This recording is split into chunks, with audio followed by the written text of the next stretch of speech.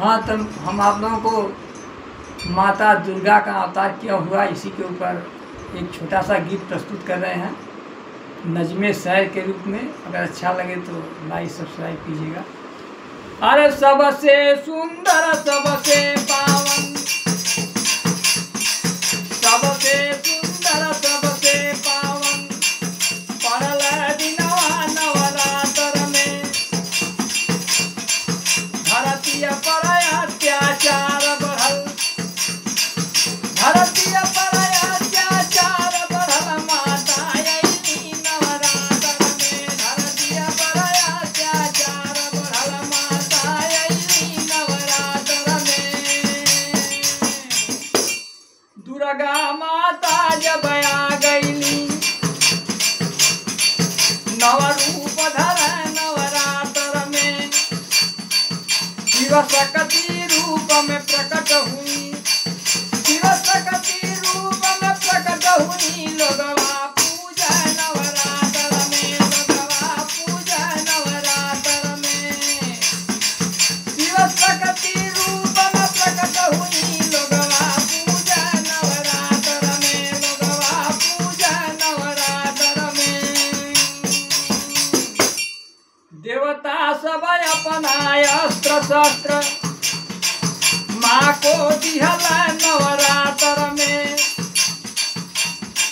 महिषासुर का जब वध कैली, महिषासुर का जब वध कैली, जयकार मचल नवरात्र में, जयकार मचल नवरात्र में, महिषासुर का जब वध कैली, जयकार मचल नवरात्र में, जयकार मचल नवरात्र में। धरती पर जितने थे पापी सब मार गए नवरात्र में, गर्वी घमंडी अभिमानी, गर्वी घमंडी अभिमानी सब हार गए नवरात्र में, सब हार गए नवरात्र में। धरती पर अत्याचार बढ़ल, धरती पर अत्याचार बढ़ल, माता अइली नवरात्र में, माता अइली नवरात्र में। माता का पूजा जगह जगह, पंडाल सजल नवरात्र में, लोगवा माता का चरण धर, लोगवा माता का चरण धर, दर्शन पावे नवरात्र में, दर्शन पावे नवरात्र में। लोगवा माता का चरण धर, लोगवा माता का चरण धर, दर्शन पावे नवरात्र में, दर्शन पावे नवरात्र में।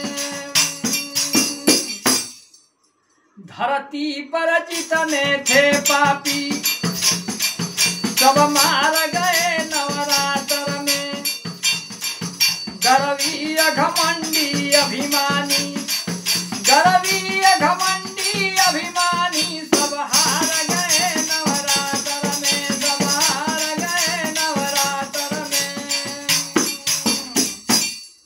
नव कन्याओं का पूजा कर, नव कन्याओं का पूजा कर, लोग चरण धर